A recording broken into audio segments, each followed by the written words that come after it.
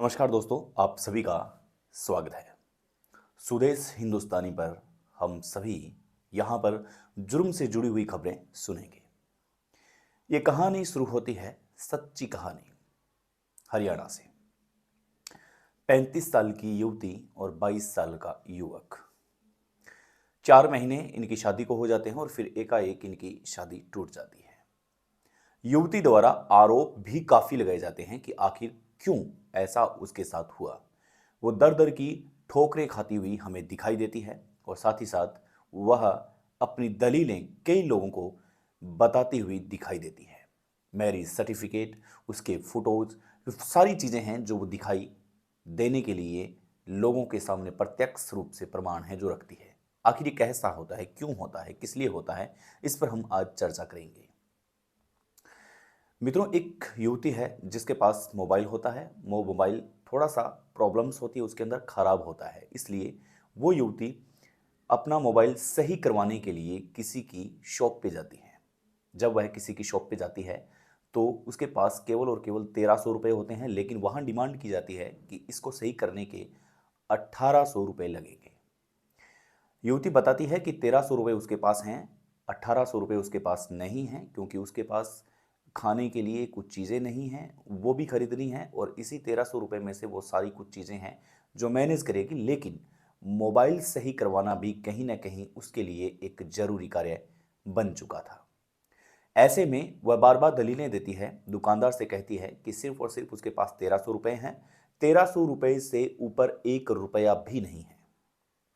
ऐसे में वह दुकान से बाहर चली जाती है। जब वह दुकान से बाहर जाती है तो युवक उसे, जो दुकानदार होता है, वह उसे आवाज लगा करके वापस बुलाता है और कहता है कि आप वापस आओ, कोई बात नहीं, हम बैठ करके बात करते हैं, आप 1300 रुपये दे जाना। लेकिन वह बार बार कहती है कि कहीं सही हो जाने के बाद में आप ऐसा न कह दें कि 1300 रुपये से मैं ऊपर 1500 या फिर 1600 1400 रुपये लूंगा, क्योंकि मैं आपको केवल और केवल 1400 रुपये ही मात्र दूंगी। ये सारी बातें तय होने के बाद में एक दूसरे के नंबर एक्सचेंज हो जाते हैं। अब युवती के पास मोबाइल है जो नहीं होता है, फ़ोन नहीं होता है, इसलिए वह यह भी कहती है कि मोबाइल नहीं है उसके पास, कृपया करके मुझे दूसरा मोबाइल है जो दे, ताकि मैं मेरे घर पे कांटेक्ट कर सकूं और किसी से बात कर सकूं। वह युवक उसे कोई और मोबाइल देता है और सिम कार्ड डाल करके उस मोबाइल को देख करके युवती को चालू करके वो फ़ोन है जो दे दिया जाता है। युवती वो फोन लेकर के अपने घर की ओर रवाना हो जाती है और उसे कह दिया जाता है कि जैसे ही फोन शाम को सही होगा, मैं आपको घंटी कर लूंगा और आपका फोन आप तक सही रूप से पहुंचा दिया जाएगा। ये सारी बातें तय हो जाती है। शाम को फोन ठीक हो जाता है, मोबाइल फोन अच्छा हो जाता है और वो युवक, जो दुकानदार होता है, वह उसके घर तक चला आता है। युवती घर आने पर उसके लिए चाय बनाती है और चाय पी करके वह युवक वापस चला जाता है। नंबर का यहाँ पर एक्सचेंज, या यूं कह सकते हैं कि नंबर एक दूसरे के पास चले गए थे, बातें होने लग जाती है। धीरे धीरे वह 2-3 दिन में आने लग जाता है और इसी बीच युवक है जो महिला से ये बात कहता है कि आप मुझे अच्छे लगने लगे हो, कृपया करके आप मुझे स्वीकार करें। युवती का ऐसा मानना है कि मैंने उसे काफ़ी इग्नोर किया था। मैंने उसे ये कहा था कि तुम अपनी उम्र देखो, मेरी उम्र 35 वर्ष की है, मैं तुम्हारे माँ की उम्र की हूँ, ये कैसे संभव हो सकता है। लेकिन युवक का ये कहना था कि प्यार और मोहब्बत कभी उम्र नहीं देखा करती। प्यार और मोहब्बत हमेशा एक दिल से की जाती है और दिमाग से कभी नहीं होती। ऐसे में युवती का ये कहना है कि वो उसके झांसे में आ जाया करती है।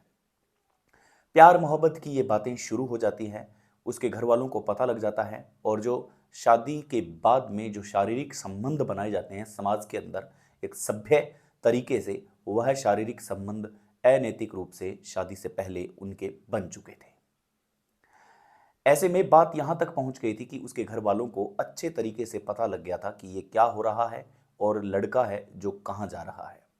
लड़का अपने घर वालों से बात करता है और लड़के की ओर से 8-10 आदमी युवती को देखने उसके घर आते हैं। जब युवती को घर देखने आते हैं तब सारी शर्तें हैं जो मंजूर कर ली जाती है। युवती की ओर से बता दिया जाता है कि उसकी उम्र ये है और उसका एक बच्चा भी है और उसका तलाक है जो तलाक हो चुका है और उसकी उम्र 35 वर्ष की है, जबकि युवक की उम्र है वो 22 वर्ष की है। आप करके कृपया करके देख लीजिए, कहीं ऐसा न हो कि शादी के बाद में आप कुछ और बातें कहें। समाज के सामने शादी है जो धूमधाम से मनाई जाती है, उसको सारे कपड़ों में और लिबास में दुल्हन की तरह सजा करके घर लाया जाता है। दुल्हन की तरह घर ले जाने के बाद में उसको समाज के सामने स्वीकार भी किया जाता है। ऐसे में गाँवों की एक बड़ी रीत चलती आ रही है कि जब भी गाँव में कोई दुल्हन होगी तो उसे महीना डेढ़ महीना भर देखने के लिए गाँव के और पड़ोसियों गाँव के लोग हैं जो उस घर में जाया करते हैं कि आखिर दुल्हन कैसी है। वही उसके साथ हुआ। कहीं बातें होना शुरू हो गई और बातें होते होते 4 महीने इस कदर बीत गए, पता ही नहीं चला, और बाद में उसे टॉर्चर किया गया और बताया गया कि उसे मारा भी गया। अंततः उसे घर से बाहर निकाल दिया गया। उसके शरीर के आकार पर भी हंसा जाता था, उसके बातों पर भी हंसा जाता था। वह अगर खाना खाती थी तो उसे हमेशा ये बात कह करके बहलाया फुसलाया जाता था कि अधिक खाने से मोटापा आता है, इसलिए रोटियां थोड़ा कम खाया कर। वो जब कहती थी कि मुझे भूख इतनी है, मैं घर का काम करती हूँ, तो उसे मारा और पीटा जाता था।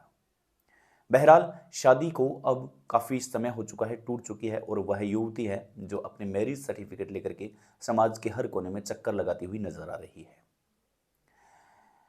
बहरहाल ये कानून की बात है, आगे क्या होता है, अगर इस पे कोई नई अपडेट आती है तो हम आपको जरूर बताएंगे, लेकिन उससे पहले सावचेत रहें, सतर्क रहें, सावधान रहें, क्योंकि क्राइम कहीं भी किसी भी मोड़ पर किसी भी रूप में हो सकता है। ये देखिए कि शादी के बाद में भी क्राइम की वारदात है जो नहीं रुकी है। इसलिए हमारा आपसे निवेदन है कि आप सचेत और सावचेत और सावधान रहें, सजग रहें। धन्यवाद, नमस्कार।